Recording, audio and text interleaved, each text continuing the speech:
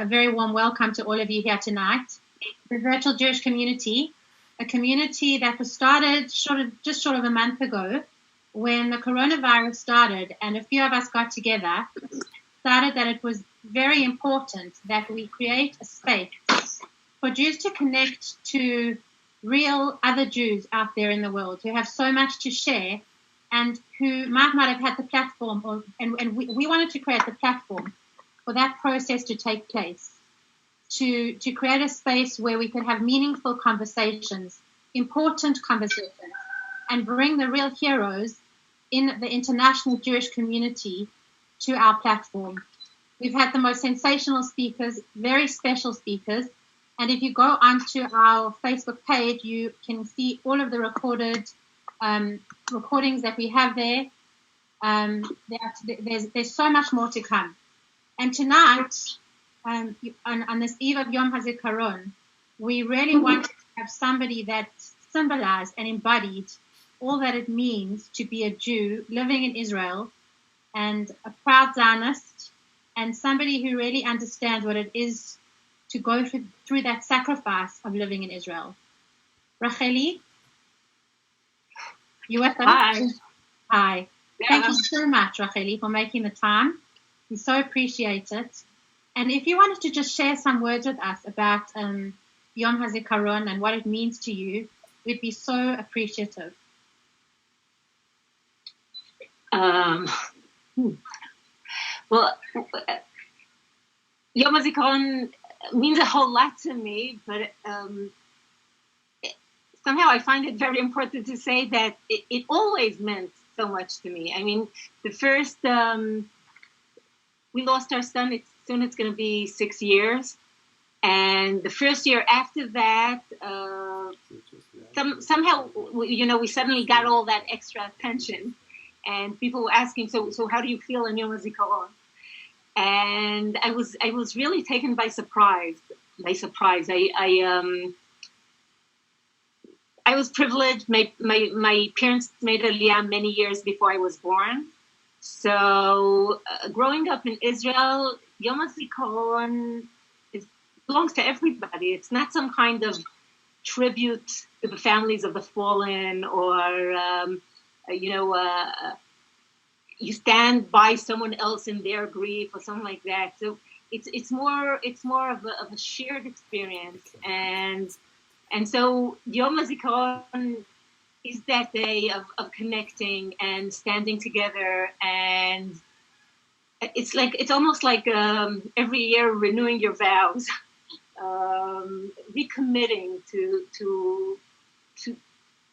being here, to our society, to what it costs to be here, and this experience is very different for many people. I mean, I can't talk for anybody else except myself. But for me, it had hardly changed over the last 60. I mean, from before and after, it's still a very significant time. It's solemn. It's a time that gives people an opportunity to send their hugs physically, or this year virtually. So. There's something about it, when I was a child, my parents were in a sabbatical in New York, and I remember spending that year in New York, and there were Memorial Day sales, and it shocked me. To me it was like blasphemy. What do you mean Memorial Day sales? It's like, let's have a Yom Kippur ball, something that it just didn't make sense to me. And I understood then that something, and over the years, it's something about Israeli culture. It stays. I mean, in its most of the time, okay, it stays away from indulging on the pain. It stays away from creating a culture of martyrs. Like some of our neighbors have. It's more about celebrating life. And life in Eretz Israel for a sovereign Jewish state has prices. So this is the time where where you gather around that. Wow, it's there's so much there.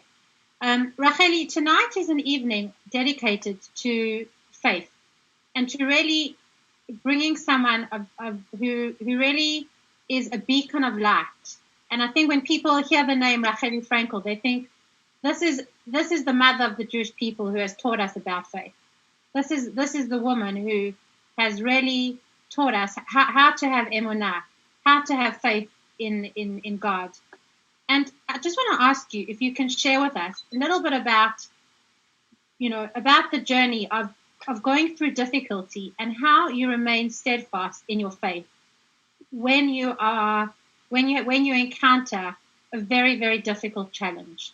How do you go through that process? Because I think that the coronavirus has challenged people's faith in a very profound way, and people are struggling and wondering how to piece together their broken parts. And you are somebody who has done that and has done it in such a courageous way and in such a heroic way and with such commitment to a genuine experience. And we just want to know from you how that process has taken place.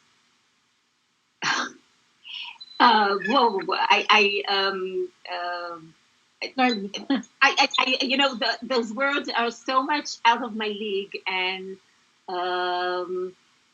I mean, no offense, but I don't connect to that description. So let me reword it for you. When I say how have you? You good to go? I'll pick it up. Okay.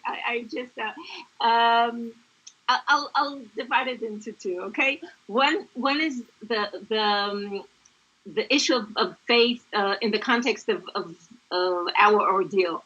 Right. When people said, we heard you speak faith, I was surprised because I didn't say a word about faith. But somehow messages probably, they pass not necessarily verbally. And in these years, since I met many people that have experienced loss, you connect to people that have gone through similar things. And the issue of faith does come up.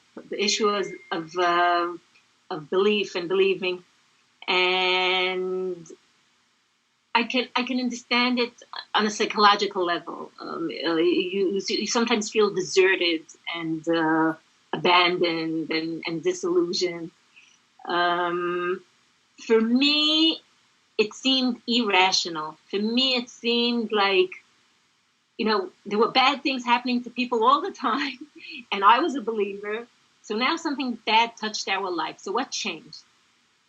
And specifically that experience and the many, many days, 18 days is forever when you're expecting your kid to come home from school.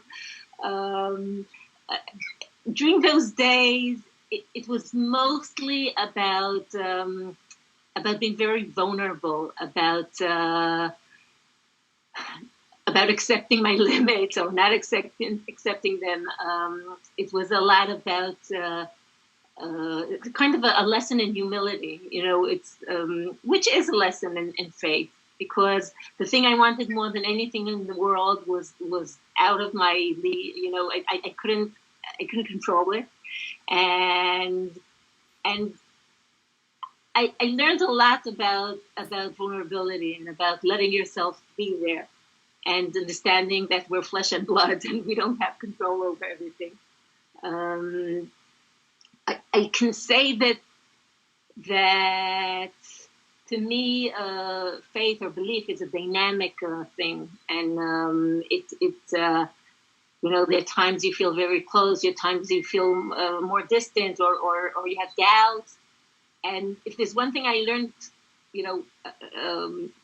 being over 25, is not to panic at those times. It's like I have this sense that HaKadosh Baruch Hu will be waiting for me when I come around. So by definition, for me, faith is that kind of a thing. when I think of Corona days, and I think of hardships people are going through, and really it depends.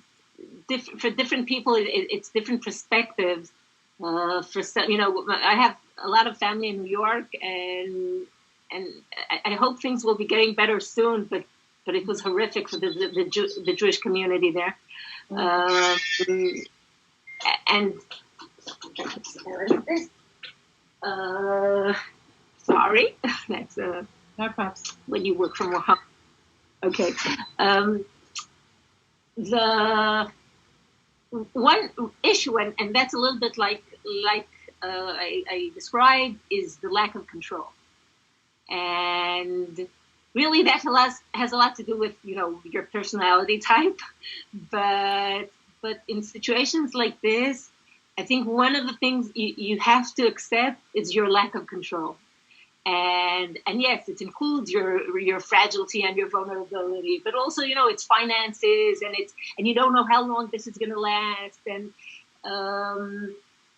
it's chaotic. And one of the things is letting it be, and not on the greater picture, not fighting for control all the time, kind of accepting our limits and taking it with some humbleness. If there's a lesson Hakadosh Baruch Hu is teaching us here is about limits, but within that chaos and within that lack of control and within the acceptance of, you don't know when it's going to be. It's not like you're going to say a week, 2 weeks, 3 weeks. You really don't know. And the further, different influences would last for a different amount of time. Some things will probably take a really long time until they bounce back. And who knows if they'll bounce back exactly the same. Within that lack of control, it's wonderful to have control over small stuff, over short-term goals, over how you decide to spend some of your time, if not all of your time, about things you want to, get better at or do something about, or creativity, writing, whatever it is, where you have, I think the most famous person to say this is Rachelle Fraenkel, where it says, they can take every freedom away, but where your mind chooses to be is your ultimate choice, and things like that, like how you run a small amount of time, how you run parts of your life, your creative parts, your fun-loving parts. How in the Tan Sharansky speaks a lot about not losing your sense of humor, about laughing, about being joyous. My friend Sherry Mandel speaks about. I love the way she phrased it. It's not wasted time; it's holy time. It's sacred time. Wow. And there's things like that eventually make all the difference in the world. It's not killing time. It's a gift. Seriously, it's a gift. And we're going to look back at this and say, oh, I should have, and I could have, and we had all that time on our hands. And so I think if I would have to choose two of the things, it's this tension between saying, I'm human. I'm not omnipotent. I don't have control over this specific situation. And within that, to have a different kind of control of smaller patches of your life, control of your mood, control of where your thoughts, choose to stay over time. A lot of that. And I can go on with some more of those, but I don't. It's you created a virtual community. You should give the lesson. It's exactly that. It's control. For sure. It's having control in a situation where you don't have control. It's having community in a situation where you don't have community. It's reaching out to other people. It's remembering that there's always someone that's lower than you, or at this minute he's in down and you're in up. all that thing. It's about kindness. It's about connection, and all these things are things that you people should be listening. I think you've mentioned such important points. And for those of you who've just tuned in, I can see there's more people that have joined the Zoom viewing chat. And for those of you on Facebook, welcome to the virtual Jewish community, a community that was started just short of a month ago when the coronavirus hit us.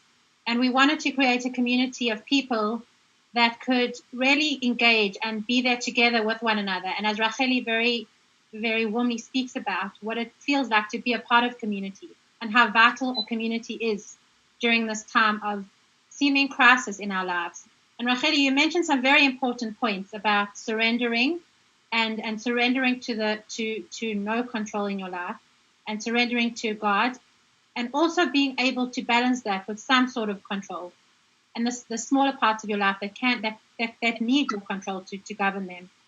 And I want to just ask you if you can share with us what, somebody who can go through 18 days of real hell and waiting for your son to come back, and who can do it with so much courage. And I listened to one of your talks last night while I was preparing for tonight's interview, where you shared with the audience that you went to Geneva during the 18 days to speak before the UN Council. And what went through my mind was I just couldn't believe that you could take that journey when you were in a crisis. It takes a soundness of mind and a very, very inner stability, a strong sense of inner stability to be able to do that during, probably the worst period, please God, you'll ever go through in your life. So can you share with us what it is to have a strong mindset that can navigate the very stormy waters of life? Because we want to hear from you what it's like to live in Rachelle Fraenkel's mind. It's a mess. Not from the outset.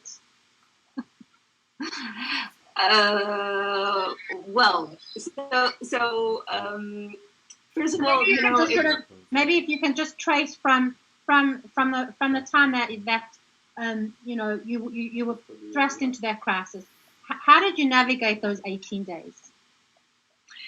So first of all, the truth is, we it's not like we chose this. Okay, you wake up actually not in the morning, but 3:30 at night, and you find yourself like within minutes you understand that something very serious is going on, and within a day you understand it's not only you and your anxiety and you can't eat and you can't sleep and everything, but also that there's a whole nation looking your way, not asking for anything from me. On the contrary, sending energy and prayers and everybody was sending a piece of their heart. So as far as anything a person could imagine as far as support, I wish for us the time, if you could find a milli percentage of that for anybody in time of crisis, we would be amazing. If we would just share that kind of support. I can say that on the one hand, it's a parent's perfect nightmare. So you don't eat and you don't sleep and it's crazy. And you do lean heavily on your family, your friends, your neighbors, your community. On the other hand,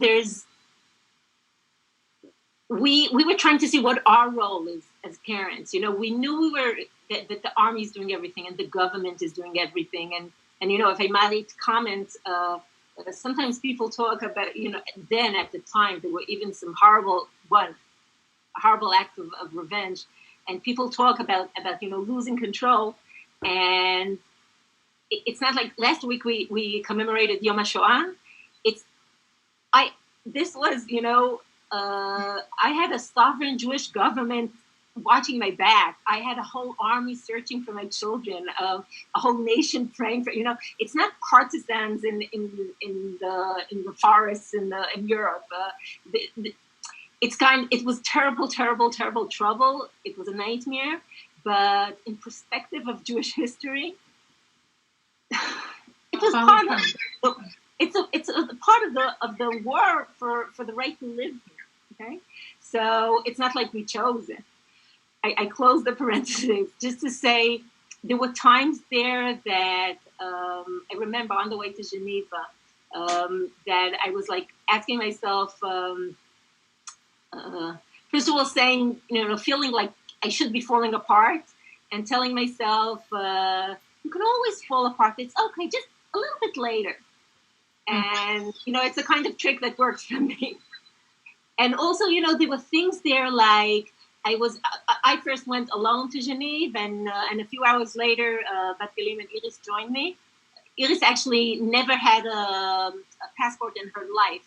And it turned out that when they want, they can produce a passport within an hour. Wow. So I was standing in line to go on the plane, and this guy in uniform walks over to me, and I don't know, he said something, and within seconds I was sure that they found them, and it's good news. And he came to pull me out of the line, and it was something about what he said. So I was like living in a dream for a few seconds there. And then I realized that he actually just recognized me, so he came over to connect, to show sympathy. Okay, fine. So then I go on the plane, and in the end of the flight, I put on my cell phone, and within a few seconds, like 2 or 3 messages from my husband come in, and they're asking, just a second, this is my son. Sorry, that's my youngest. No problem. So wonderful to see your son. So I opened my phone, and these messages come in, and they're from my husband, and he's asking me about the wristband of the watch that Naftali wore. And we had already answered all the questions, what he wore, and what his sandals look like, and what is that. So I tried to call him, and he doesn't answer me. And within seconds, I was like in the reverse movie. I was in a nightmare that they found them, and they can't recognize them, and he doesn't want to tell me by phone. And then he gets back to me, and it was just another routine question during the search. And then I told myself, if you can be in high heaven for 1 second and in a horror movie for another, you're probably normal. You probably love your son enough. Because before that, I was saying, how come you're not losing it? How come you not love him enough to fall apart? Wow. And I was like, okay, if you can be in those extremes so quickly, you're probably okay. And mostly it was doing what we can to do our share, to be there for our children. I remember there was a tremendous rally in Tel Aviv, and Bat Galim and myself were teachers of sorts. So sometimes you speak to 30 people, and sometimes you speak to 80,000 people. But Iris works with a computer and a telephone, and she got up there, and she was just amazing. And she came down. I said, Iris, how did you do this? And she said, I would do anything for Eyal. So, which is a simple truth. So, yeah, it's just you the cards you're given at a certain point in time. You don't get to choose everything, and you play along with it. You do your best. Incredible to listen to you speaking, and as you say, that's the difference between a real hero and someone who might not have that capacity. But as you say, we're not given an opportunity to have governance over the cards we dealt. All that we have in our control is our response to that, as you quoted Viktor Frankl. Yeah, well, I just must protest. I'm absolutely no hero, and no, seriously, I'm not being humble here. You get thrust into a situation, and you do your best, and we should always only experience smachot, but that's what all of us do, and life is full of challenges. It's not like. Indeed, it is. And I want to just ask you on that. What do you think gave you this? And I kind of said, we're just normal people like you and me, and like all of us, and there's nothing special about anything. And we walked out, and then my sisters turned to me and they say, Racheli, you're absolutely right. You're nothing special. But you have to admit that Abba and Im are special. Wow. And that's true. Abba and Im are special. So I can say my parents, who gave me the tremendous gift of making Aliyah way before I was born, are amazing people. My mother was born in Czechoslovakia and got to America when she was 5, and she's the most optimistic, energetic, people-loving person. Just, life-loving. Life loves her. She loves life, and really the most optimistic person I know. And I guess some of that, was given to all of us. And my father was born in Vienna, and they escaped in the war through Switzerland and France, and then he was in London for a while in the Blitz, and some English education there.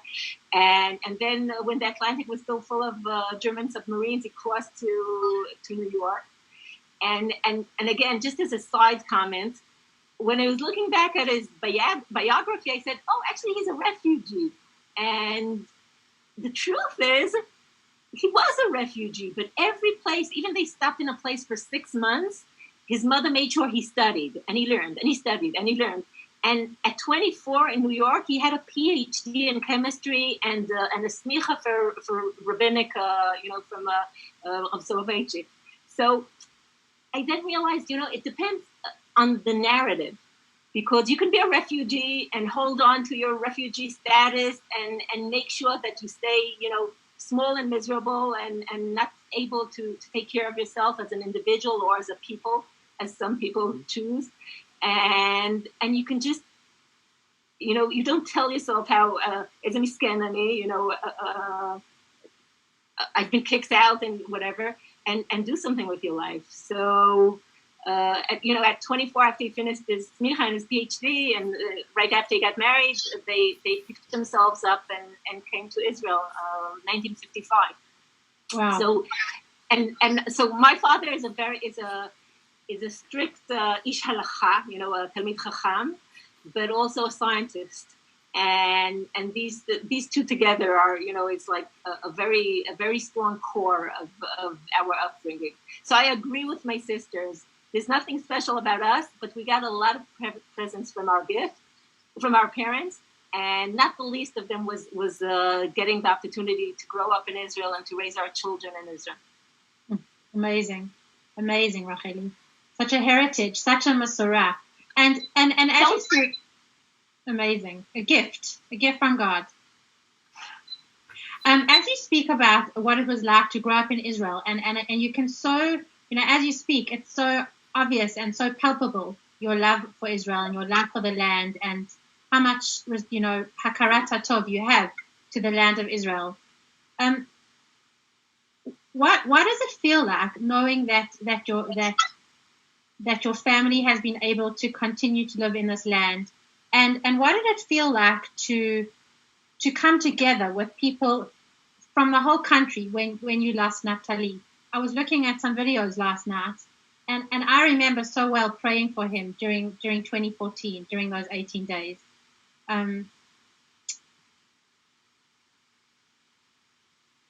Oops, I lost you.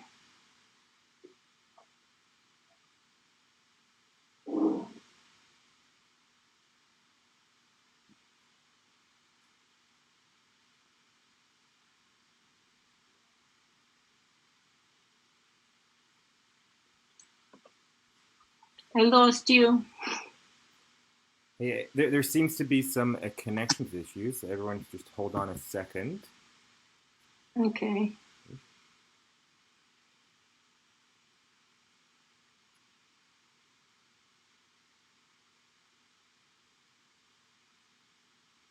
Yeah. What? Okay. Do you hear me? Okay, fine. Okay. All right. I was told it's not a real Jewish event if there's no video media kind of misfunctions. But I was hearing the question before. So first of all, there was something I wanted to say while she was talking, and the one comment was that the reason I'm so grateful for my parents was because the truth is, I'm not sure that I would have what it takes to make Aliyah. You know, pick yourself up from a comfortable life in New York and come here. Definitely not in the mid-50s, but you know, when I see the amazing people that choose to do that today, and they go through a lot of hardship, I always say you're giving your children the biggest gift in the world, and I believe that full-heartedly. The thing about standing together with people, it was just beyond words. It's I think it took 24 hours for us to realize that this is part of a greater story, and that greater story is it's you know, it's beyond rationality. At some point, I went over to one of my brothers-in-laws. He's a scientist, and he's even a little bit cynic. And I asked him, you know, give me a reality check. Is something really going on here? You know, something unusual in the society, or is this like just a mother trying to rationalize her suffering? And he said, no, something really great is going on here.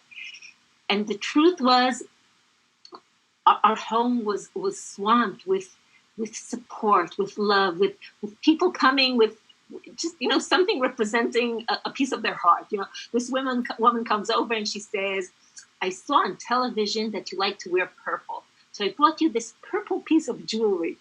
Now it's terribly embarrassing to get jewelry from a stranger, but she wanted to give a piece of her heart. And then there were soldiers and giving me, you know, a beret with a letter for Naftali when he comes home, and a farmer from the south giving us seeds of sunflowers. He said, when Naftali comes home, you'll sow these. And so we did at some point. And that winter we had these tremendous yellow sunflowers, and they were like sweet regards from Naftali. And it went on. And communities around the world sent us, you know, like books of wishes, of good deeds that people decided to do, of mitzvot they accepted upon themselves, really from all over the world. I got phone calls from Argentina, from Australia, from all over the United States, from all over Europe. I spoke to people living in Kathmandu, calling just to say you're not alone, we're with you. Things are not easy in such a situation. That's putting it very, very mildly. But the hug that we received, I tend to be a bit cynical usually, and I lost the ability to be cynical about this. It's like,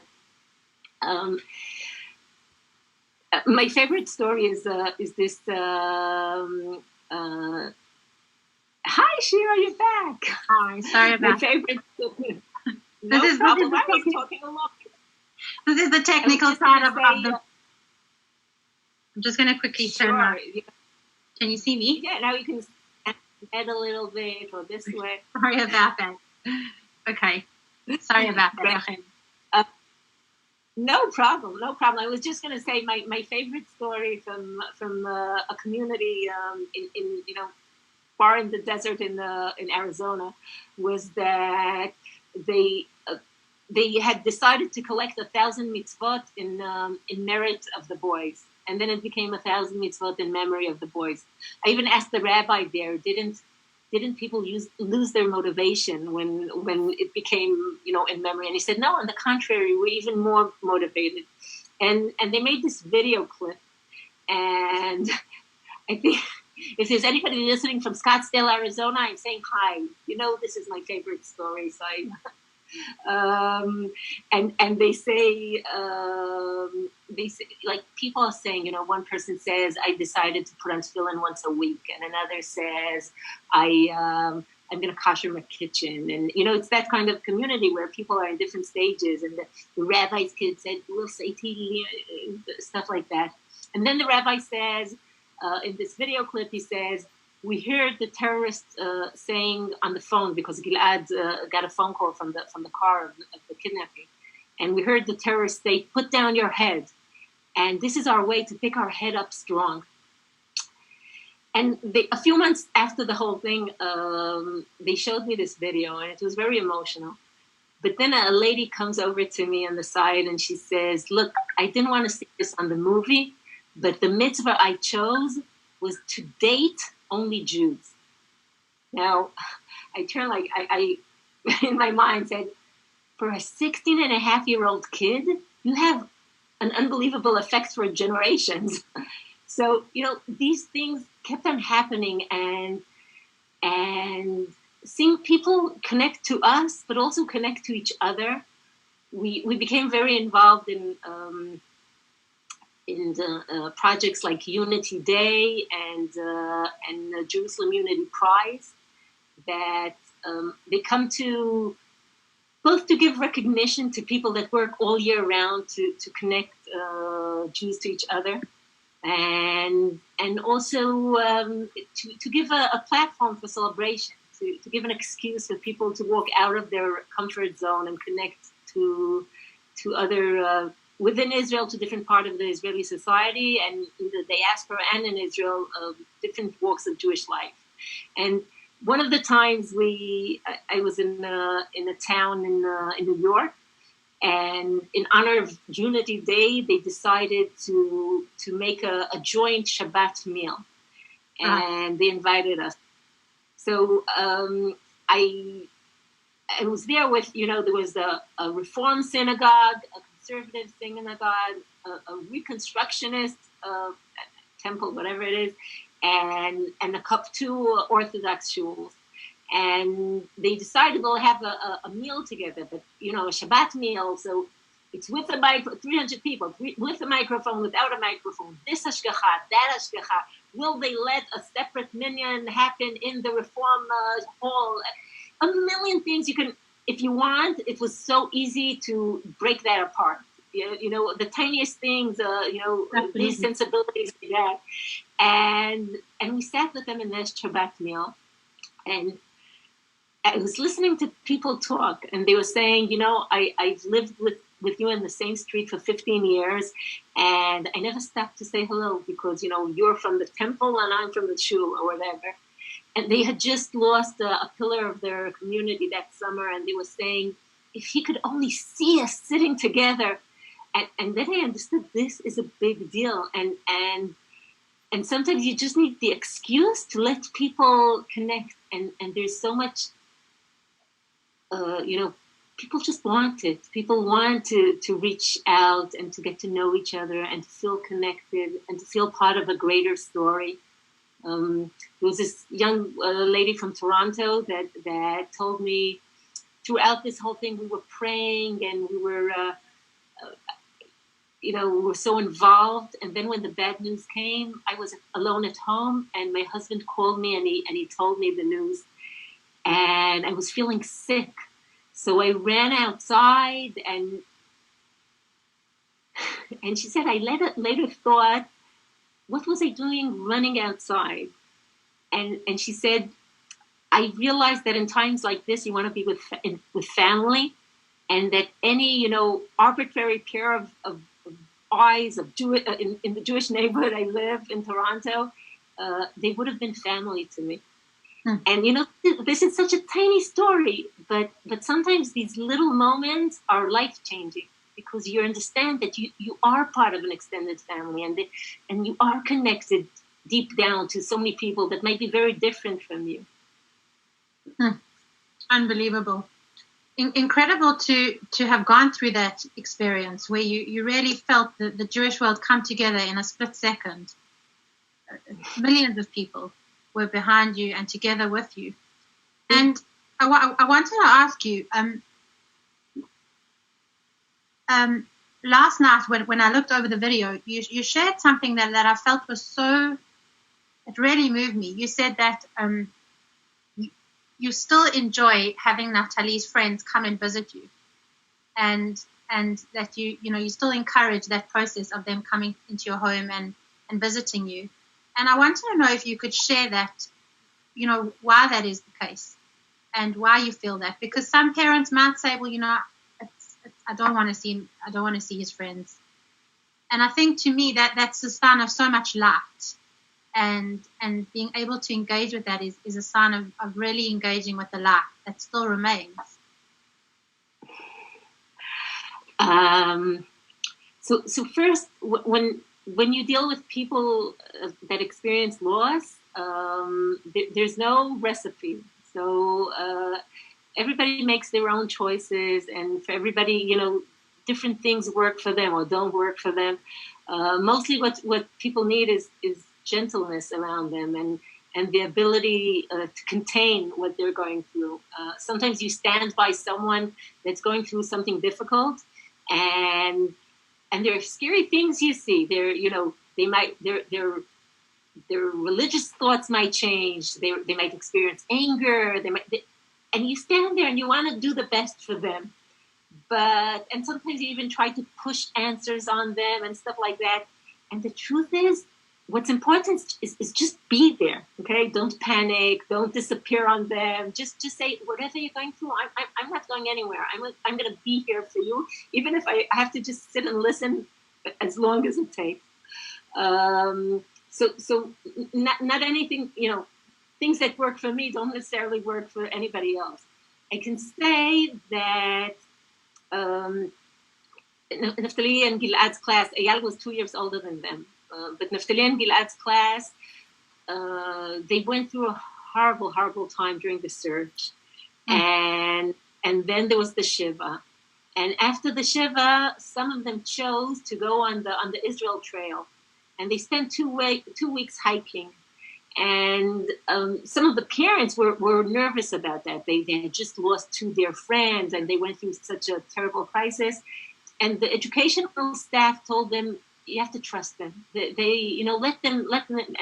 And then for the last day of that hike, they invited us, the parents, and something in their faces had started changing already. And I don't know what they did in the hike. I'm sure they laughed and cried and did whatever, they were 16 to 17-year-old kids. And during that time, we met with all of them and we spoke to them. And mostly we asked them, don't walk on eggshells around us. Don't be, very careful and delicate with us. Just feel free and feel natural and stay in touch.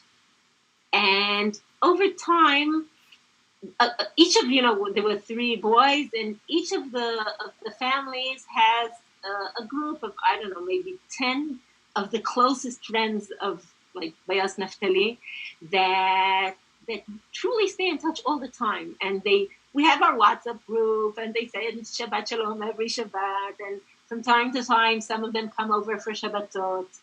And we've finished high school with them. We graduated with them. We went through some yeshivot with them. We went to the army with them. Some of them became officers. We went to the celebration of finishing the training, and it's bittersweet because everything they are, Naftali isn't. But on the other hand, they bring him home. They bring, because they're his close friends, so they have a very, his kind of sense of humor and his kind of intelligence. And they're like big brothers to my kids. And it's really having some of Naftali live on here through his friends. And I find that though there might be a painful side to it, there's so much to gain for us and for the younger siblings. It's a big deal. So I can understand anybody whose reaction is, I don't want to see them grow up, but it's for us, it's amazing. And really, they're such wonderful, wonderful kids. They're not children anymore. It's they're finishing their army service, and I can imagine starting to dance at their weddings. But it's been tremendous for us. Sadly, I had the opportunity in a couple occasions to write to, when a high school age kid was killed in terror during the last years. There was Vir Sorek, there was Rina Schneider. And I had the opportunity to write to their classmates and to tell them how significant it is to stay in touch and what it means to us. And it doesn't suit every family. Every family is different. But for us, it meant so much. And the things you say, like, this is the time to write what you remember. I don't know when they're going to sit down and read it. They might read it in a year or two or more, because these things are sometimes very difficult to read. But something happened now, you sit down over the next 2-3 weeks and write everything you remember. And don't turn them into angels. We remember our kids best when you tell us something silly they did. Oh, yeah, that's so typical. And there's something so natural about shying away from such situations. And, it's like walking into a shiva house when a tragedy happens. Nobody wants to be there. But when you breathe deep and you bring... And you don't feel the need, not during the shiva, but later on, you don't feel the need to leave the joy and fun outside. You let them come in with you. That's amazing. It's at least for us as a family, it's extremely important. Amazing, Rachel. Really, very, very inspirational. I want 15 minutes. One of the questions I'd like to ask you is, when you are going through a time in your life where you feel, there's darkness, what do you do to help yourself to get to the light? Ooh. Well, the truth is, it depends what kind of darkness. So there's certain types of sadness that it's a good idea to let yourself, be there. And not to cut off parts of your personality or parts of your human experience, and it's okay to let yourself, if it's something specific that's making you sad, to be there, to stay with it for a while, not to run away before things are before they ripen. But there are other types that are more, of the poisonous types, or the more depressive things, and their distraction works wonders, and community works wonders, and good friends work wonders, and gymnastics and dancing and music, and anything that could get you out of the hole that you're in and push you along.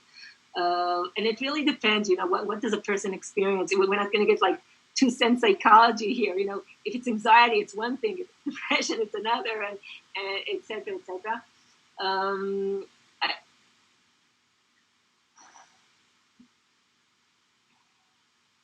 There was a thought that had just escaped me, but I think what you're saying is very helpful, because I think what you're saying is that there's sometimes there's a place to be with your admat nefesh, with your pain, and other times, we've got to push ourselves out of it and do what we can to move forward. For sure. For sure. I can say, first of all, I can say similar things about anger. There's a difference between anxiety or depression or anger or sadness. And sometimes when bad things happen, you hear people that are believers that not only experience, loss, and then they experience anger. That's a very difficult emotion to experience. But they're also angry at themselves or disappointed that, how come I'm angry? I'm supposed to say that, whatever Hashem does is l'tova, and I'm supposed to accept everything lovingly. I feel that anger has a place, and that it's the people that are believers that think that there is someone running the show that could feel anger because they haven't addressed to that. Otherwise, who are you angry at?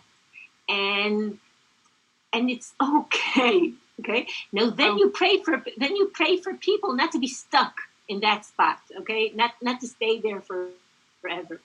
But there's a very famous expression by Nachman of Breslau.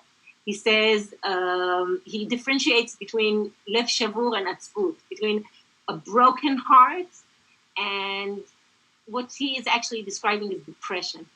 And he says depression is often it's a poison in your life. He says God hates it, but a broken heart is a cracked place. It's a vulnerable place. It's a place that you can grow from, and it's okay to spend some time there and let some oxygen in, so things could grow out of this brokenness. Wow, very, very profound idea that, as the Japanese say, in the broken vessels, they are filled with gold. Yeah, very much. Well, that's what not for you. All right. And Racheli, just we've got a few minutes left. If you had to be speaking to a group of young people today about coming to live in Israel, would you say that? How would you speak? What would you say to them about what it's like to live in Israel? Because tonight, at the end of the day, is about a life in the land of Eretz Israel, in Medinat Israel, in our country. And what would the message be to send to people out there living in Chutz La'aretz or even in Israel? I can say I was once in Johannesburg, and I was going to meet a group of young children, and the teacher wanted them to feel the experience, and he said he was describing how it's dangerous in Israel, and I was saying, "Are you joking? My 4-year-old son walks by himself to kindergarten, and you live in Johannesburg behind barbed wires, that you need for protection. It's dangerous by us." So, and I'm not even mentioning anti-Semitism and other things. I can say my experience growing up in Israel was I was never, ever scared. I never, something happening to us or to one of my children was not something you were expecting. It definitely took me by shock. So, because everyday life here is, just there are no camels in Tel Aviv, and everybody knows it by now. It's a good life, and it's a life amongst your own people. It's a life, not that there are no hardships and cultural differences, and moving is always difficult. But for me, it's very, very satisfying. I can also say that this is Rav Lichtenstein, Zecher Tzadik Livracha, used to say. He used to love these sport metaphors, and he'd say, eventually the question in the perspective of Jewish history, and I don't mean to be offensive, but it's just a point of view, is, do you want to be a player or do you want to be a spectator? And Jewish history is to be a player. I think most of it is happening in Eretz Yisrael, and then on long term, it's a place we should be. But I don't deny this amazing Jewish life outside of Eretz Yisrael, and I don't expect that in a very short time all Jews will be part of this great Shivat Zion. But I do think the deep knowledge that you're part of a greater story, that you're part of an extended family, that Bezrat Hashem will always be there for you and is truly, in the deepest sense, connected to each other and connected to Eretz Yisrael, that you actually have a share in this land, even if you're not here physically. And anything that nothing that happens here could possibly be foreign to you. Even that knowledge is a big deal. Amazing. Makes me want to make Aliyah tomorrow. And Racheli, just our last question, and then we're going to call it a night. And it's been such a beautiful interview. somebody just messaged me that the quote is by Leonard Cohen, who echoes Rav Nachman, where it says everything has a crack. The crack is where the light comes in. Thank you. Right. Ever sent it our way. We appreciate it. If you could just end off with giving a bracha to all of us listening here this evening about, I think that it's going to be a hard few months ahead for everyone all over the world. And if you could just give us some words to take with us this evening, because this evening was really about sharing the light that you've shared so generously and continue to share. And if you can give us some words of hope to take with us this evening, I think it would go a long way to all those who really need them. Wow. My father was a student of Rachelle Fraenkel, and when people asked him for a bracha, he would say, "Why, are you an apple?" I'll take the brachas any day, Racheli. No, the truth is, over these recent years, I learned to accept brachot, and people are overwhelming with bracha. So mostly, first on the short term, that this is, I'm going back to Sherry Mandel's words. It's not wasted time, it's holy time, it's sacred time, it's a gift. And we should have the eyes and the heart to experience the gift side of it. It's not all a gift, the wrappings. Some of it is going to be quite difficult and a lot to deal with.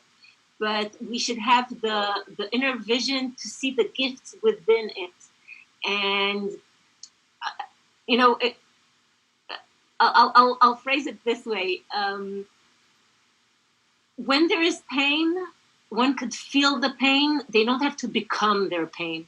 When there is anxiety, you can feel your anxiety. You don't have to become your anxiety. And on the other hand, we're really showered with blessings. And it's about having the eyes to see them and to recognize them in our life. Because sometimes, so often, whatever's good is taken for granted. Whatever is problematic becomes expanded and huge. So it's about taking the picture with a wide lens and letting the blessings shine. So I hope we have the ability to do that. And Hashem should give us, many of those. Praise God. Beautiful. Thank you so much, Racheli. You really have been such a treat to listen to, and I certainly took so much from what you said. You're so good at this. Sorry? I'm saying you're so good at this. Thank you. I'm a journalist. Sometimes good, sometimes not. So you're in the right field. In the right field. Thank you. I appreciate that. Thank you so much. But we at the Virtual Jewish Community, for those of you who signed in late, we will be hosting many more inspiring speakers. And like Ba'omer, we have a wonderful concert in the plans, in the wings, and we hope you tune in. For those of you who want to pass this on, this video will be available on our Facebook page later on this evening, and you can share it with friends and family. Racheli has been an honor to have on our panel, and Racheli, we wish you only strength going forward, and that you should have only nachas from your children, and only smachot, please God, and all the good things in the world. Thank you all for tuning in, and we wish you... Amen, and I hope your community grows. Amen, thank you. And we wish you, everyone who's been watching, thank you so much for joining us. We wish you a meaningful Yom Hazikaron. To the people that have passed away on Yom Hazikaron, we remember them with tremendous amount of poignancy and sensitivity. We wish their families a lot of comfort this evening. And we wish those celebrating Yom HaAtzmaut tomorrow, nationwide, a very happy day, a day full of happiness, that we have Eretz Israel, that we have Medinat Israel, that we have our home. Please God, we will all be in the near future. Thank you for joining the Virtual Jewish Community. Thank you, Racheli.